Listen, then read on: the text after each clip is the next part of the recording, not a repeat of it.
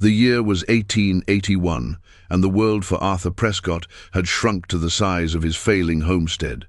It was a patch of unforgiving land carved out of the vast, silent plains of Wyoming, a place where the wind was the only constant companion, and the sky was a canvas for loneliness. The earth was stingy, offering up rocks and dust more readily than it did crops, and the small herd of cattle he'd brought with him had been whittled down by harsh winters and his own inexperience. He was a man hollowed out by loss, the echoes of his wife Martha's laughter and the phantom weight of his infant son in his arms still haunting the corners of his small, sturdy cabin. Grief, he had learned, was a physical thing. It had weight and texture. It was the permanent ache in his chest, the dullness in his eyes when he caught his reflection in the window pane, the way his hands, once gentle, had become clumsy and hard. He moved through his days in a fog of routine, a ritual of survival that kept the deeper despair at bay. Chop wood, mend the fence, check the snares, boil the coffee. The silence of the cabin was a living entity, thick and suffocating. It was a silence he had once shared with Martha, a comfortable quiet filled with unspoken understanding. Now, it was just empty. The nearby town of Redemption was a place he avoided whenever possible. It was a raw, dusty collection of clapboard buildings populated by people whose faces were etched with suspicion and judgment. They saw him as a failure, a man who couldn't keep his wife alive, who lived on the edge of decency and civilization, too close to the lands the Lakota considered their own. Their pity was sharper than their scorn, so he went only for salt, flour, and bullets, his answers to their prodding questions as short and hard as the winter ground. He was an outsider by circumstance, and had become one by choice, wrapping his isolation around himself like a threadbare coat against a biting wind. He held the same prejudice for the Lakota that the townsfolk held for him. He saw them as a distant threat, a shadowy otherness that represented the wildness he was trying to tame, both on his land and within himself. He'd hear stories in town of raids and skirmishes, whispers that fed the fear and mistrust that was the common currency of the frontier. He had never had a direct confrontation, only catching glimpses of them from afaradas on the horizon, silhouettes against the setting sun, as remote and unknowable as the stars. They were part of the landscape's harshness, another danger to be watched for, another reason the rifle was always leaning by the door. His life was a long, slow exhale, a waiting for an end he was too stubborn to seek himself. He worked until his muscles screamed and his mind was too tired for memory. He ate without tasting, slept without resting, and woke each morning to the same crushing weight of a day to be endured. This was his stasis, a desolate equilibrium built on the foundations of what he had lost. It was on a blistering afternoon in late summer that the equilibrium shattered. He was tracking a stray heifer, a foolish animal that had a talent for finding the weakest point in his fence line. The sun beat down on the back of his neck, and the air was thick with the scent of dust and dry grass. He followed the tracks into a shallow ravine, a place of crumbling rock and stunted, thorny bushes. The silence here was different, not empty, but watchful. The air felt taut, like a wire pulled tight. He heard at first a sharp cry, not of an animal but of a child. It was cut short, followed by the guttural laugh of a man. Arthur froze, his hand instinctively going to the Colt Peacemaker holstered at his hip. He crept forward, using the rocks for cover, his heart beginning a slow, heavy drum against his ribs. He peered over a sandstone ledge, and the scene below sent a jolt through his weary soul. A boy, no older than 9 or 10, was backed against a rock wall. He was Lakota, his dark hair long, his face a mask of terror and defiance.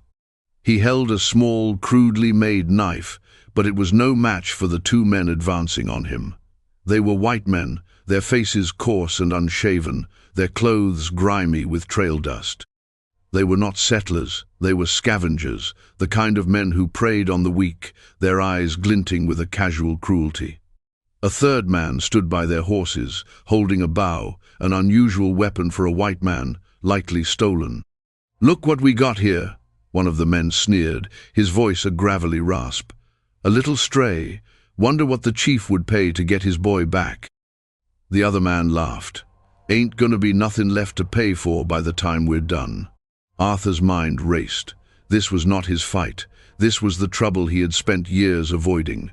The boy was Lakota. His people were the specters on the horizon, the whispered threat.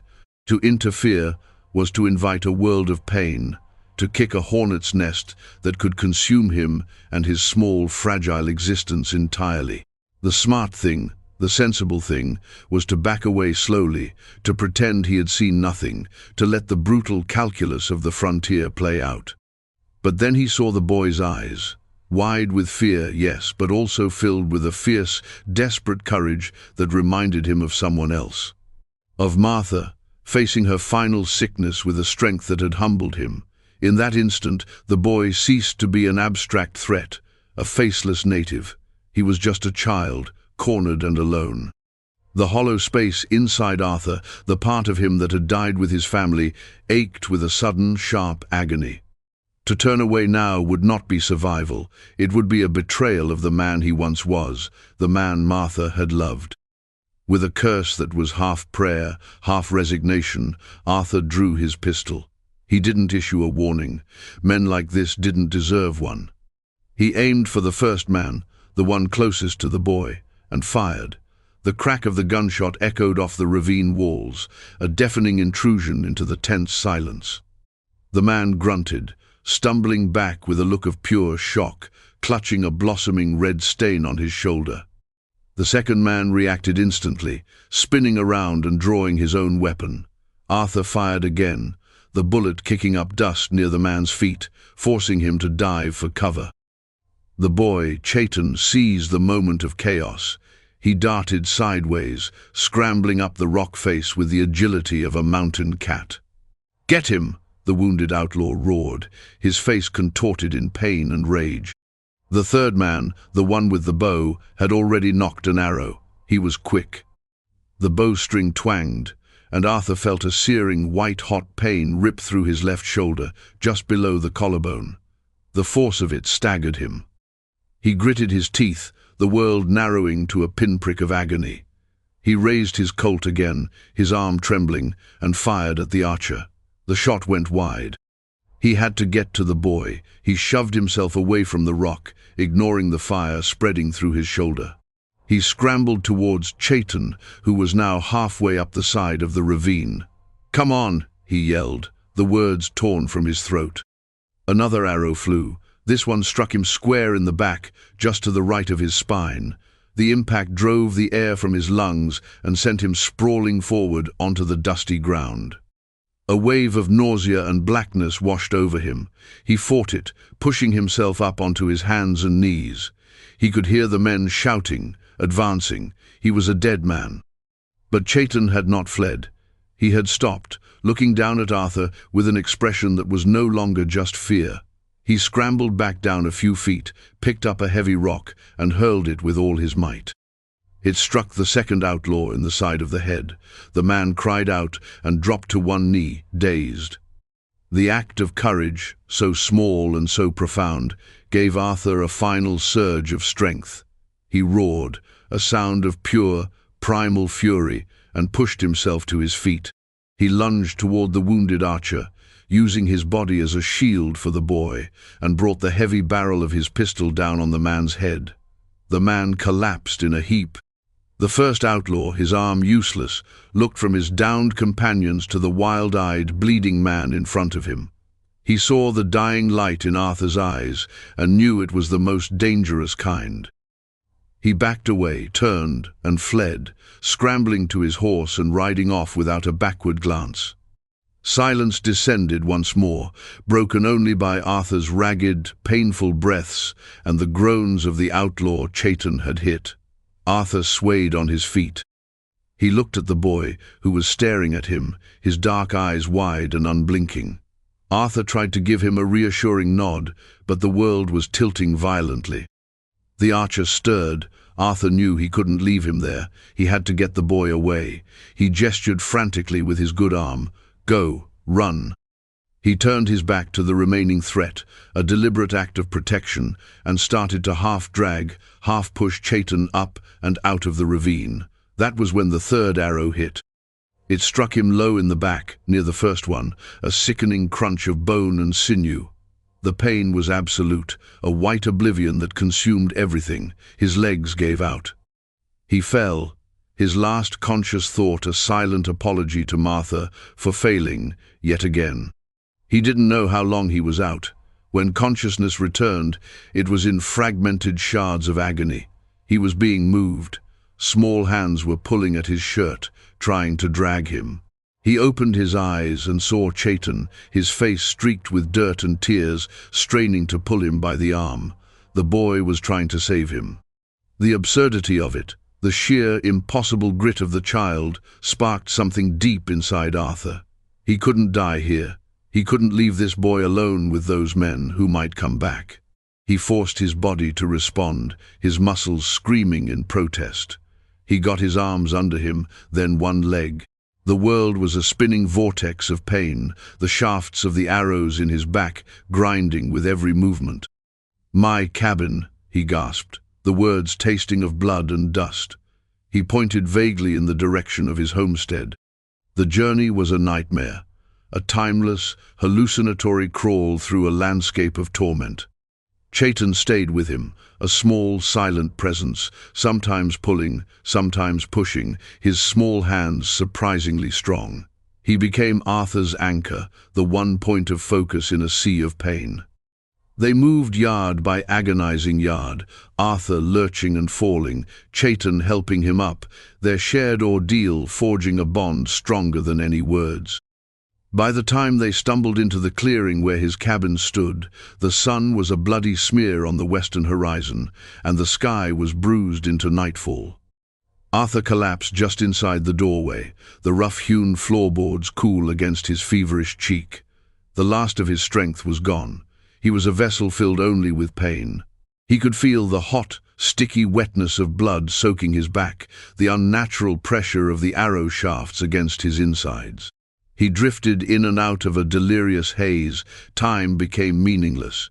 He was dimly aware of the boy moving about the small cabin. He heard the scrape of the water bucket, felt a cool, damp cloth on his forehead. It was an act of such simple, profound kindness that it brought tears to his eyes. He tried to speak, to thank him, but only a dry croak emerged. Later, he felt a blanket being draped over him, tucked in with a care that was achingly familiar. In his fevered mind, the small, dark-haired boy became his own son, grown and returned to him. He saw Martha's face in the shadows, her expression soft with concern. The ghosts that usually tormented him were now figures of comfort, beckoning him toward a peaceful darkness. He was dying, he realized, and a strange sense of calm settled over him. He had not died alone in his empty house. He had died saving a life. It was a better end than he deserved. He let the darkness take him, surrendering to the inevitable. A sound pulled him from the depths, not the gentle sounds of the cabin, but a low, rhythmic thrumming. It was the sound of many horses, moving at a walk, their hooves muffled by the dusty earth. For a moment, he thought the outlaws had returned with reinforcements. A cold dread, sharper than the pain in his back, cut through his fever. He forced his eyes open. Pale morning light filtered through the single grime-caked window. The cabin was filled with a strange, ambient glow. He tried to push himself up, to reach the rifle that was still leaning against the wall, a lifetime away. A fresh wave of agony shot through him, and he fell back with a groan. Chaitan was at the window, peering through a small crack in the frame. The boy's body was rigid with tension. He turned to look at Arthur, his eyes wide, but this time it wasn't fear for himself. It was fear for Arthur. Arthur strained to listen. The thrumming had stopped. Now there was only silence, a heavy, expectant quiet that was more terrifying than any noise. He knew, with a certainty that chilled him to the bone, who was outside. It wasn't the outlaws. He managed to twist his head, ignoring the grinding protest from his back, and looked through the open doorway. His house was surrounded. Warriors on horseback formed a loose, silent circle around the cabin, their figures stark against the pale dawn. They were Lakota. They sat motionless on their ponies, their faces impassive, their eyes fixed on his small, vulnerable home. Spears and bows were held at the ready.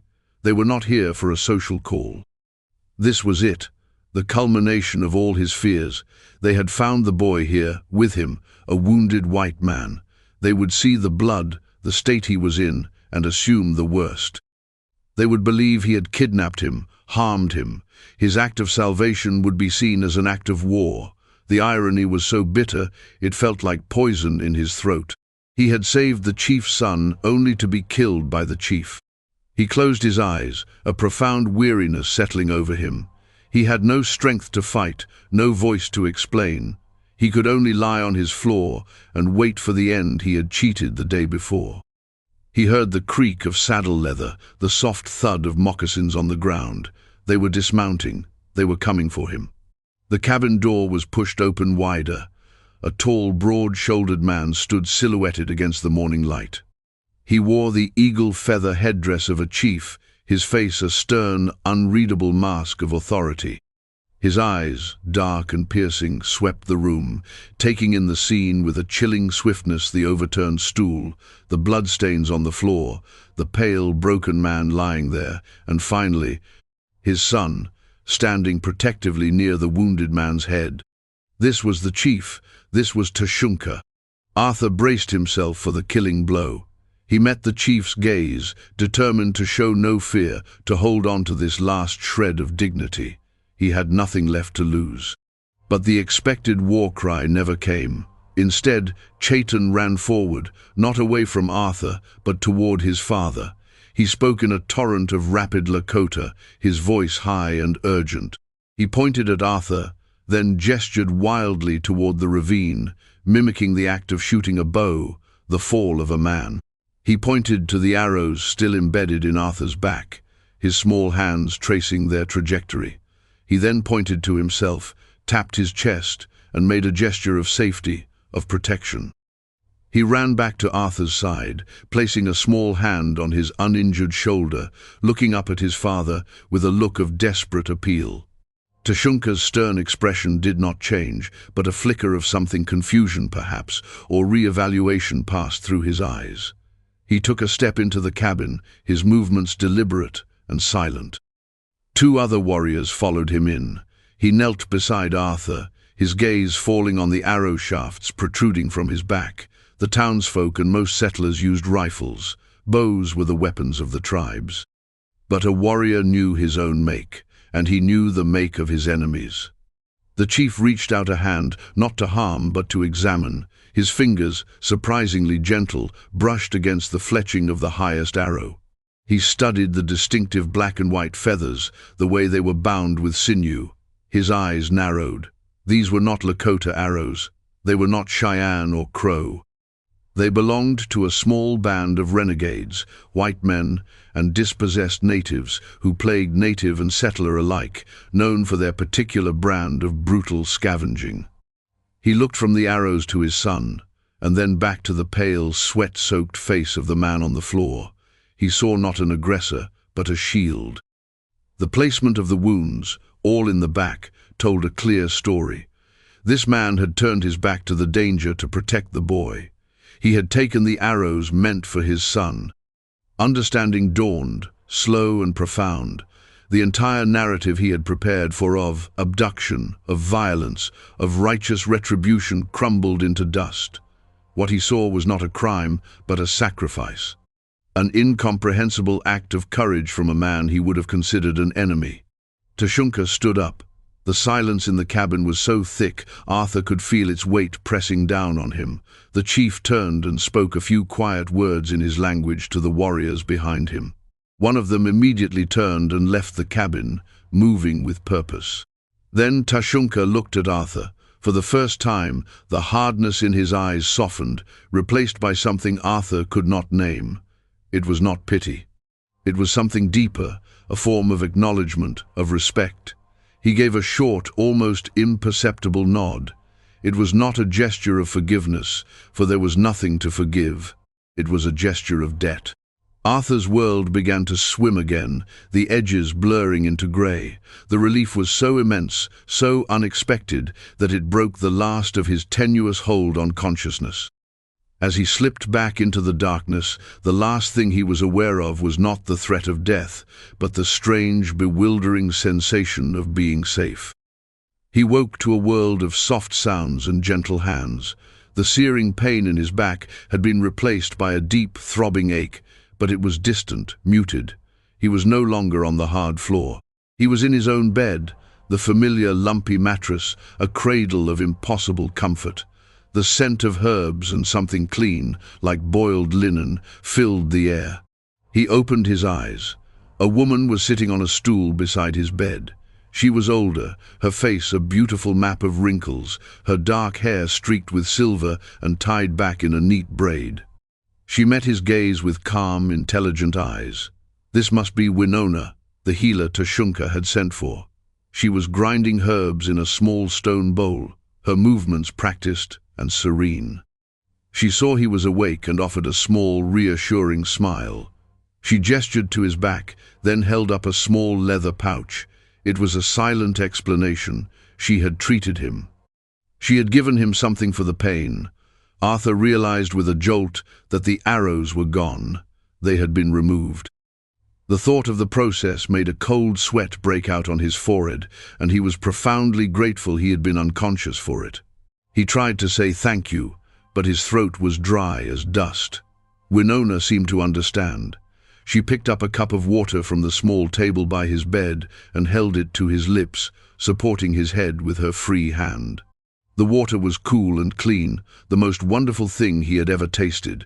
Over the next few days, the cabin, once his sanctuary of isolation, became a quiet hub of activity. The Lakota did not leave.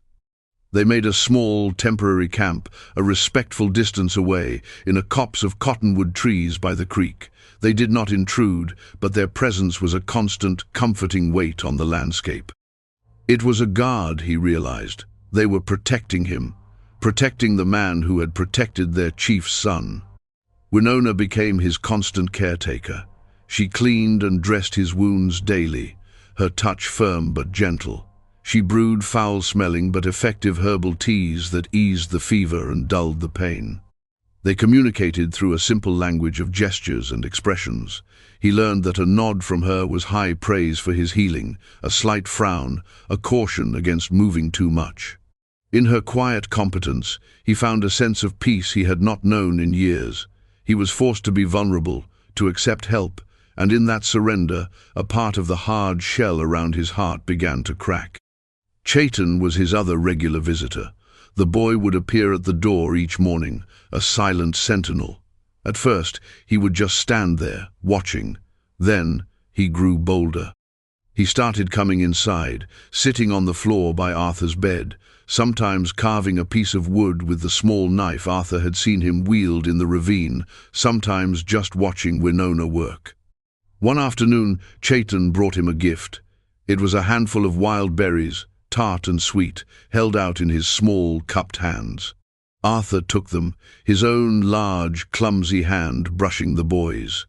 He ate them one by one, the bright flavor a startling contrast to the bland broth Winona had been feeding him. He met the boy's eyes and managed a small, genuine smile. Chaitan smiled back, a quick, brilliant flash of a grin that transformed his serious face. It was the first time Arthur had seen him smile. It felt like the sun breaking through clouds. The warriors did more than just stand guard. He would hear them outside, the sounds of hammering and quiet work.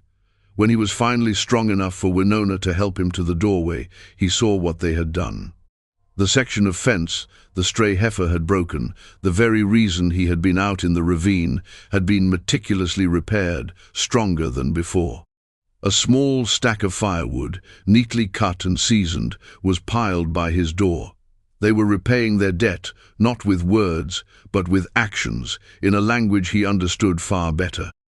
One evening, just as the sun was setting, Tashunka himself came to the cabin. He entered alone, filling the small room with his commanding presence. Winona and Chaitan respectfully slipped out, leaving the two men alone. Tashunka stood by the bed, looking down at Arthur. The silence stretched, but it was not uncomfortable. It was a silence of mutual assessment. Finally, Tashunka spoke, his voice low and resonant. He used a few English words, stitched together with gestures. "You fight," he said, touching his own chest, then pointing at Arthur.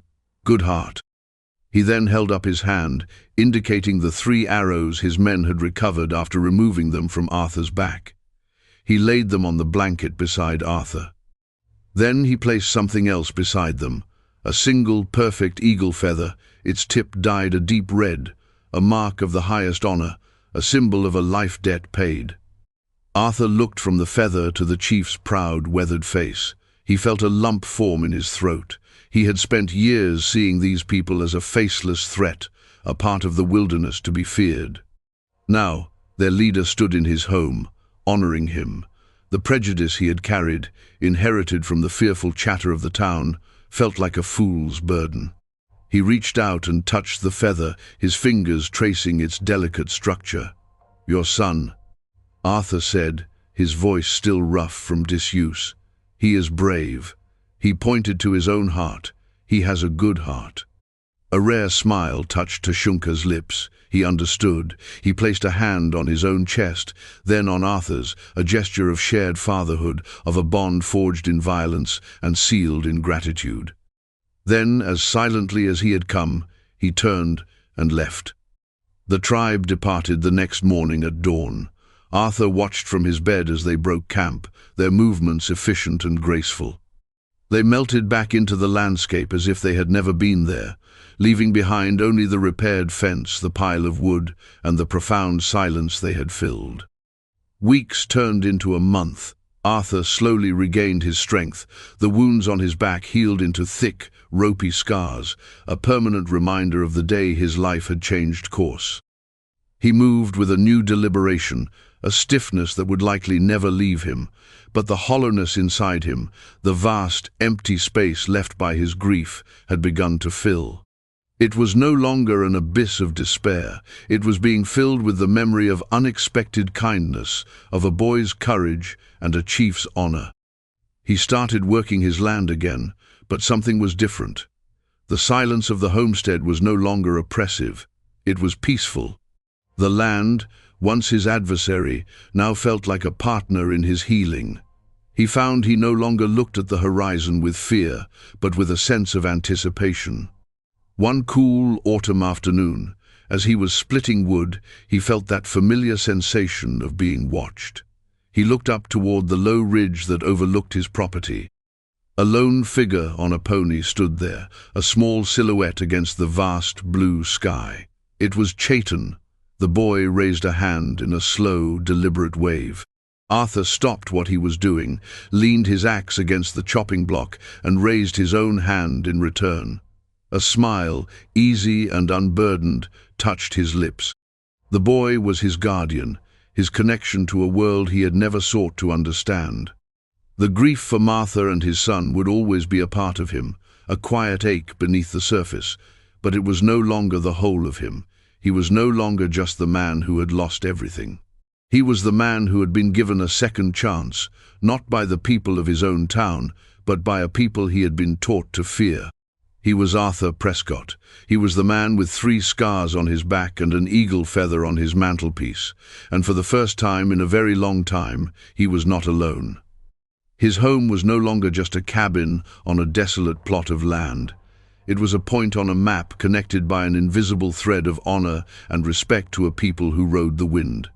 And as he picked up his axe and resumed his work, the rhythmic thud of wood splitting sounded less like a chore and more like a heartbeat, strong, steady, and alive. The wind, a mournful voice across the vast, undulating plains of 1878, was Istis's most constant companion. It whispered through the tall, sun-bleached grasses, carrying the scent of dry earth and distant rain, and sometimes, it seemed to her, the faint, lingering aroma of wood smoke from a life that was no more. Her lodge, set a little apart from the main camp of her Sikangu Lakota band, stood resilient against the unending breath of the grasslands, a solitary testament to a sorrow that had become the bedrock of her existence.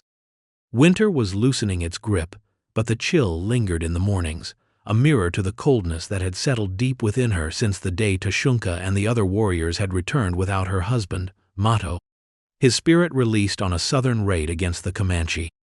Loss had carved Istus into a creature of silence and shadow.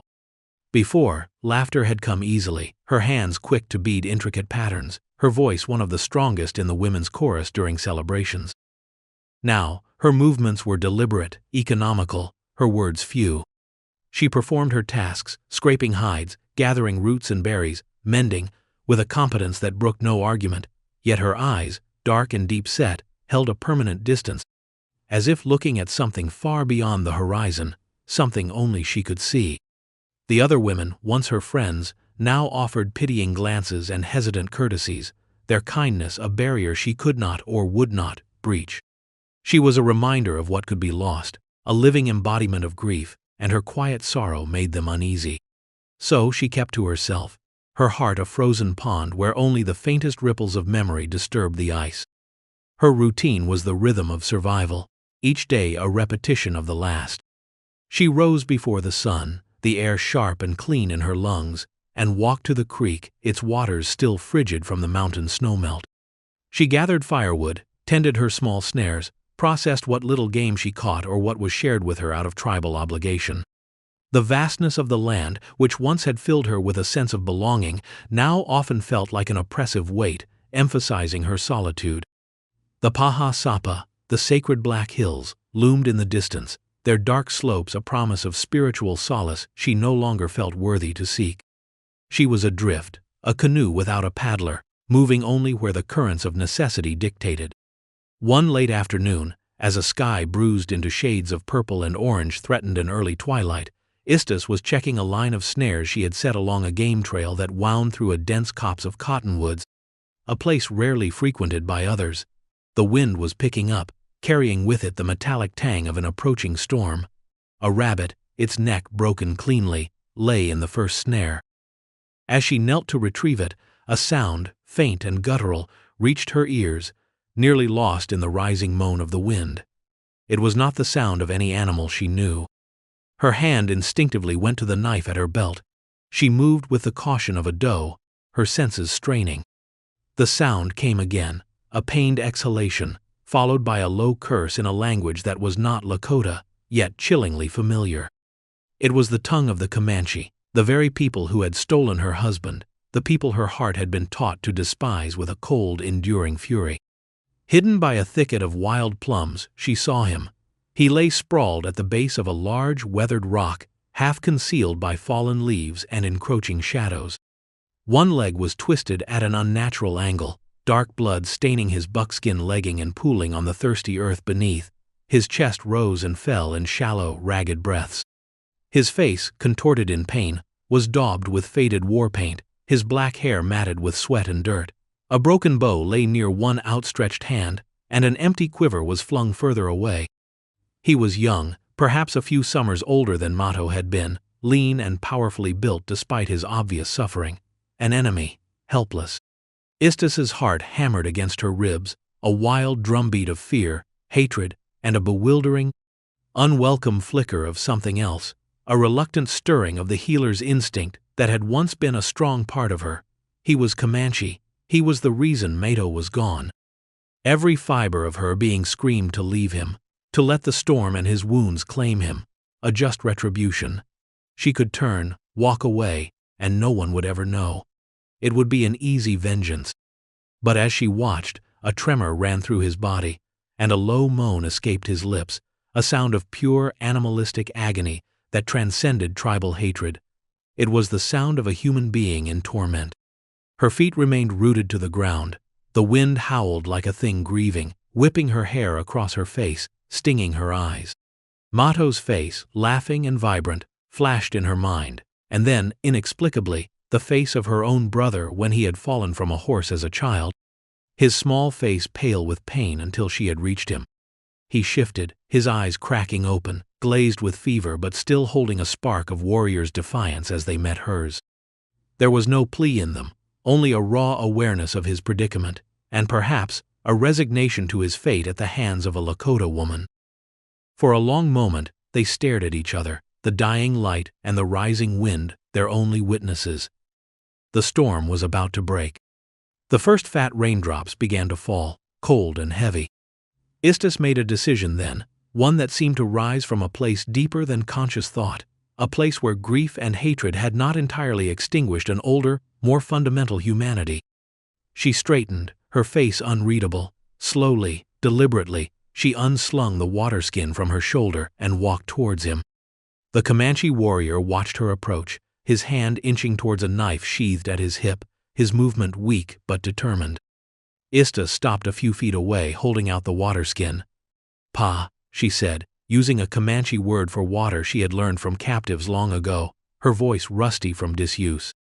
His eyes narrowed, suspicion warring with desperate thirst. He did not move. Rain plastered his hair to his forehead, washing away some of the grime, revealing the harsh planes of his face. Istis knelt, placing the water skin on the ground between them. She then backed away a step, showing her empty hands. The rain was coming down harder now, a relentless torrent that soaked them both in moments. He watched her, his gaze unwavering. Then, with a visible effort that cost him dearly, he reached for the water skin. His fingers fumbled with the stopper before he managed to raise it to his cracked lips, drinking in deep, shuddering gulps. Istis watched him, her expression unchanging. The act of giving water to an enemy felt like a betrayal of Mato, yet a strange, almost forgotten sensation stirred within her, not kindness, not yet, but a sense of profound, unsettling connection to this suffering human. When he had drunk his fill, he let the water skin fall from his grasp. His eyes, though still clouded with pain, held a flicker of something new, confusion perhaps, or a grudging acknowledgement. The storm raged around them, the wind tearing at the trees, the rain a solid sheet. He would not survive the night out here, not with his injury and the fever she could now see burning in his eyes. Istis knew what she had to do, though every instinct for self-preservation, every ingrained lesson of tribal loyalty, screamed against it. She pointed towards the direction of her secluded lodge. "Come," she said, this time in Lakota, the words stark and commanding. Then she turned and began to walk, not looking back to see if he would or could follow.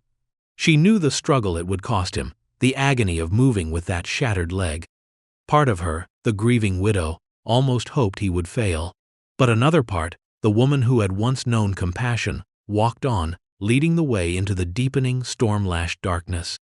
He did follow. She heard him, the grunts of pain, the scraping sound as he dragged his injured leg, the heavy, labored breathing. It was a slow, torturous journey, the short distance to her lodge stretching into an eternity. She did not offer help, nor did he ask for it. An unspoken understanding, fragile and tense, existed between them. She had offered a chance, he had to take it. The rain had washed the world clean, leaving it raw and exposed, much like the emotions churning within Istis. Inside her small circular lodge, the air was warmer, the scent of wood smoke and dried herbs, a comforting familiarity that now felt alien with his presence. A low fire smoldered in the central pit. Istis gestured for him to lie on a pile of buffalo robes in the corner, the farthest point from her own sleeping furs. He collapsed onto them with a groan, his face pale and slick with sweat.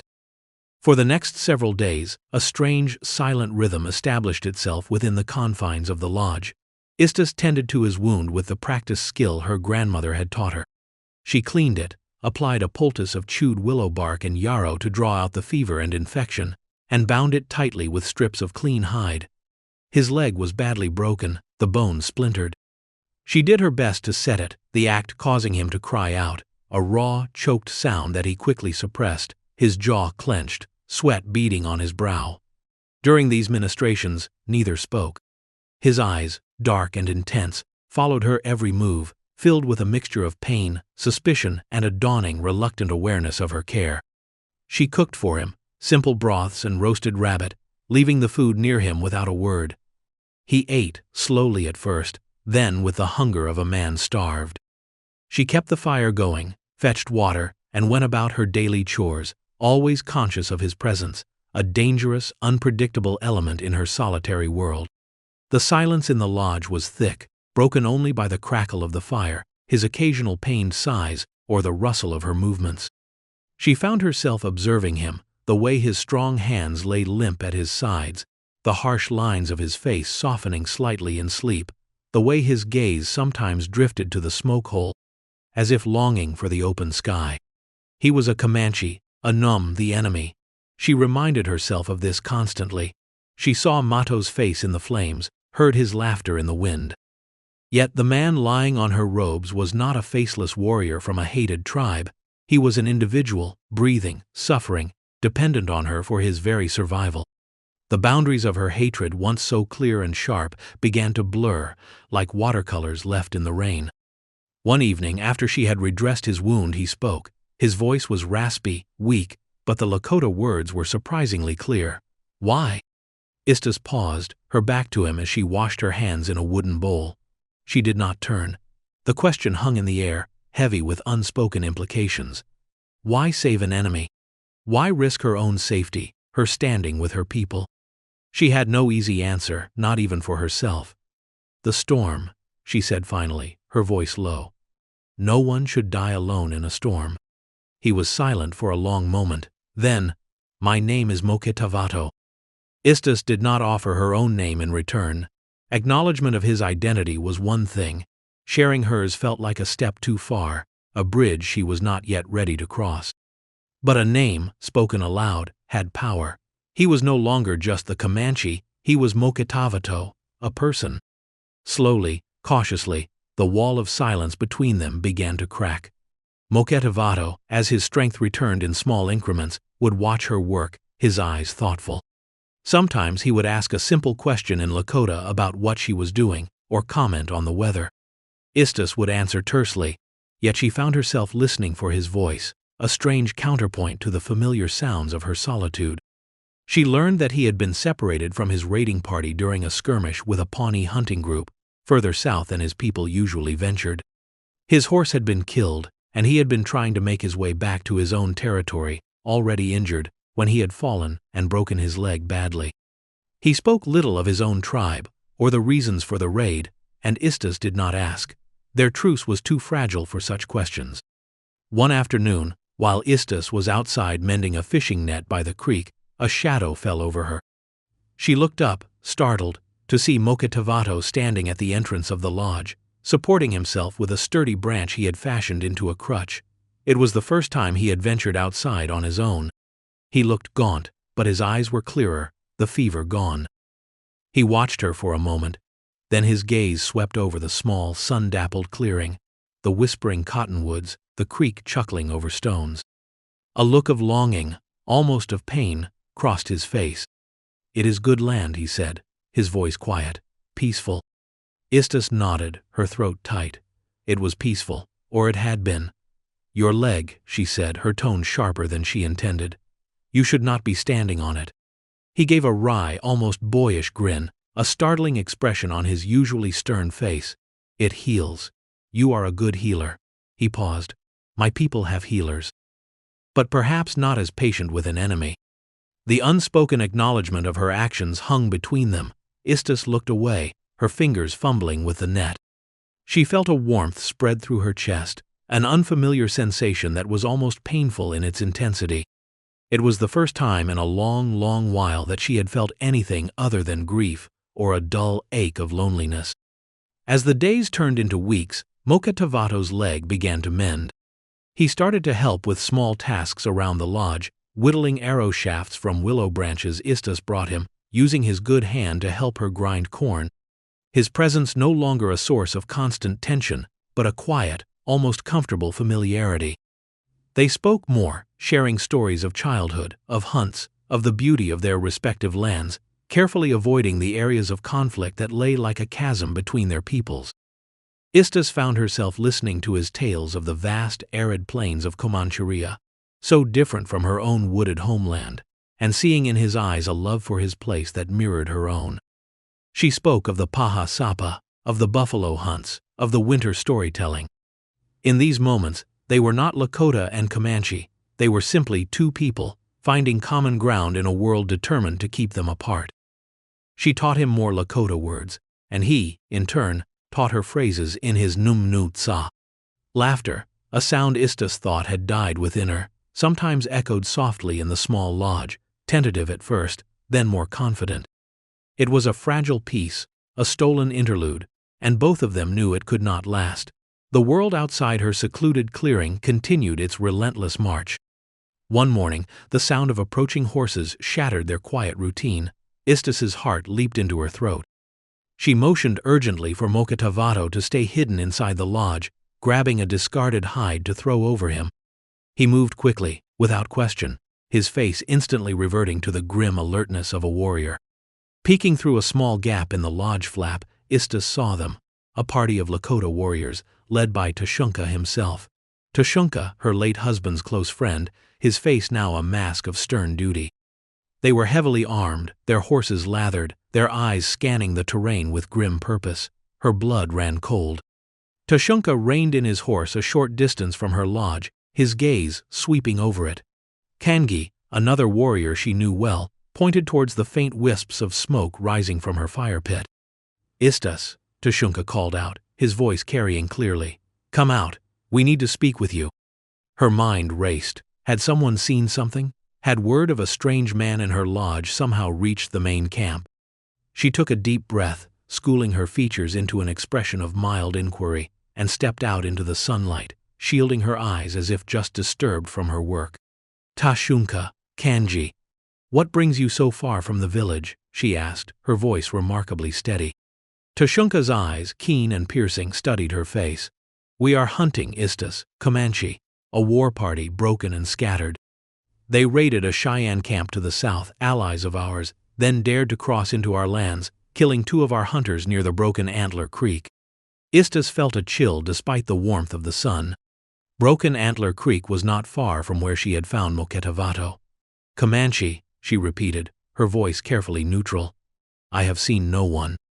"They are cunning," Kangi interjected, his gaze suspicious. "One of them is particularly dangerous. They call him Mokitavato, the Black Knife. He is known for his savagery, his skill in killing. He led the raid on the Cheyenne. He carries a distinctive dark-handled knife. We have tracked him this way. He was wounded, they say."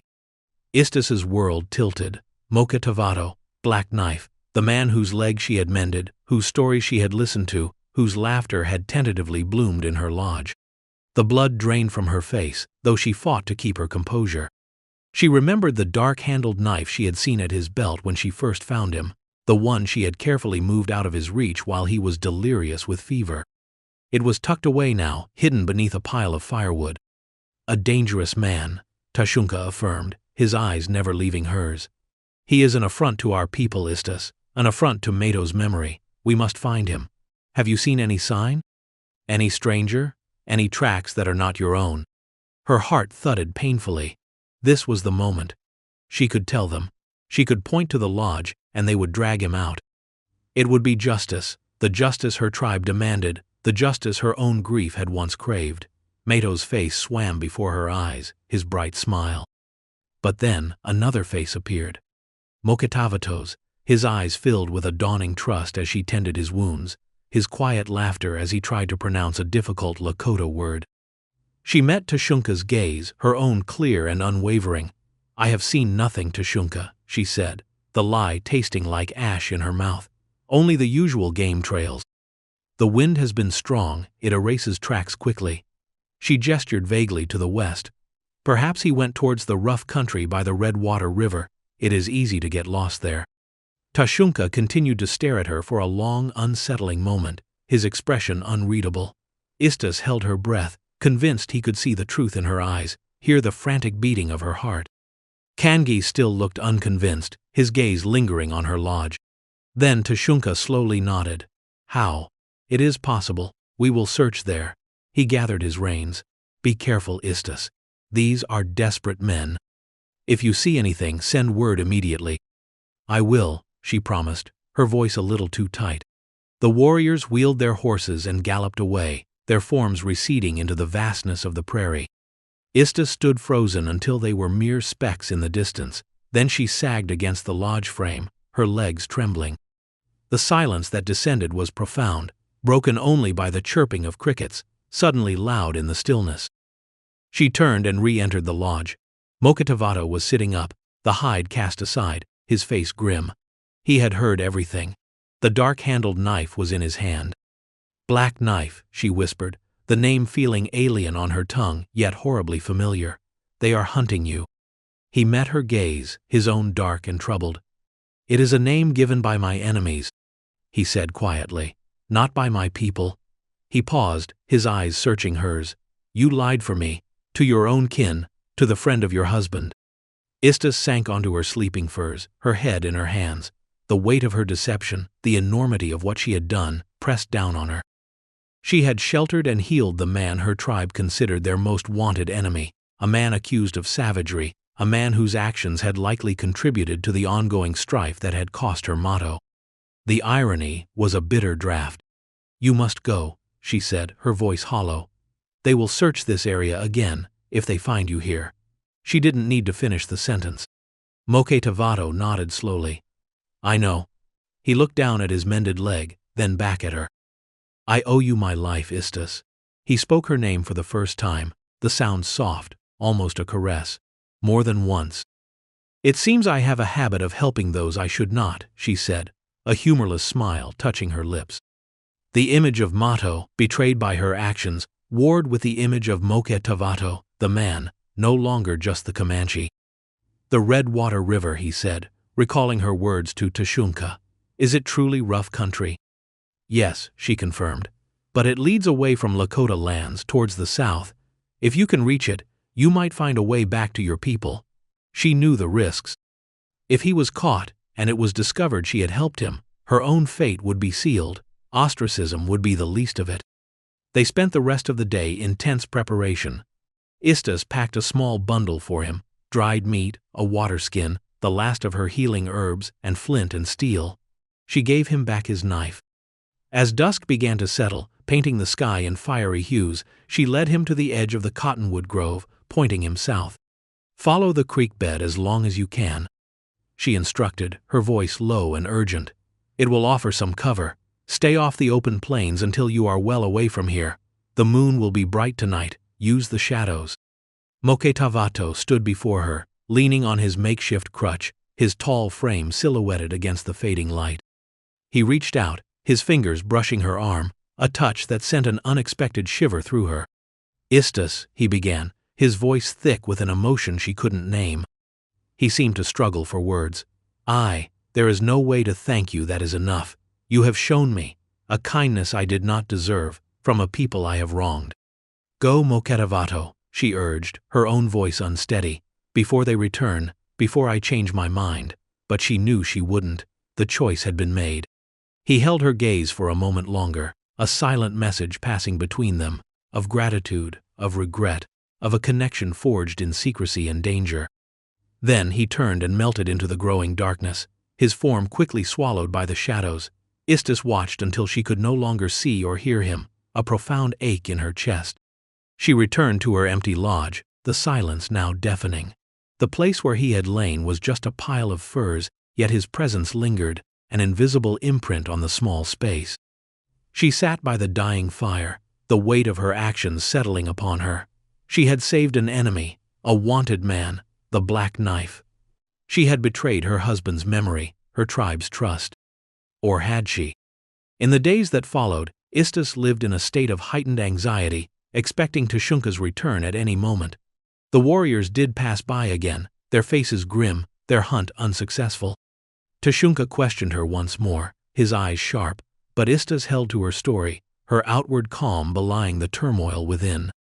He eventually seemed to accept her word, though a sliver of doubt, like a tiny splinter, remained in his gaze when he looked at her.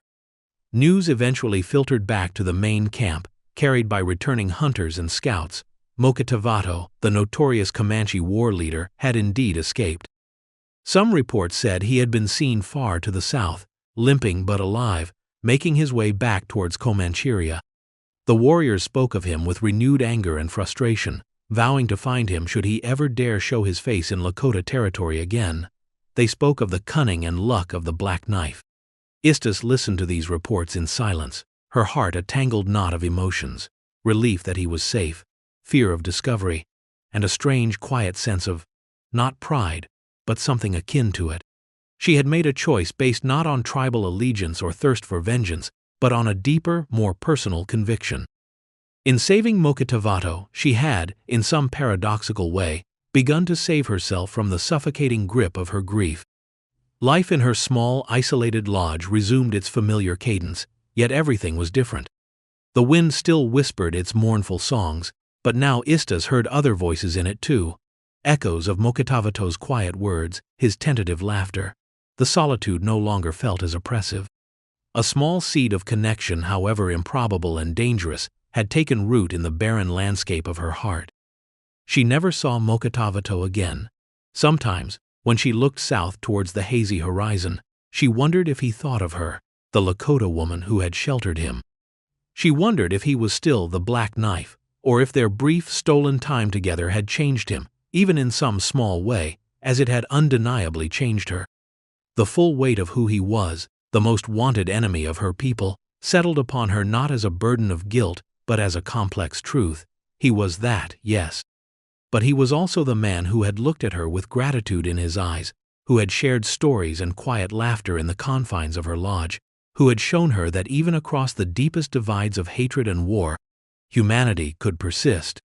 Istas did not seek to rejoin the bustling heart of her village. Her place remained on the periphery, but the nature of her isolation had transformed.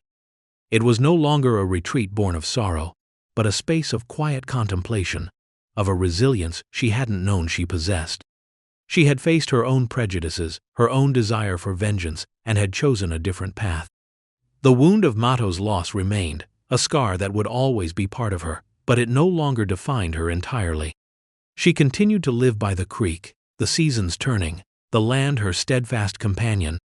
The Paha Sapa still loomed in the distance, but now, when she looked at them, she felt not unworthiness, but a quiet strength, an understanding that true belonging came not from conforming to expectations, but from listening to the deepest truths of one's own heart. She had learned that resilience was not just about enduring hardship, but about the courage to choose compassion in the face of hatred, and that sometimes the most unexpected kindness could illuminate the darkest paths, leading not to an easy destination, but to a profound and transformative understanding of oneself and the intricate, often painful, tapestry of life. The wind still blew, but now Istas felt it was carrying whispers of hope and the enduring possibility of connection, even in a world determined to tear people apart.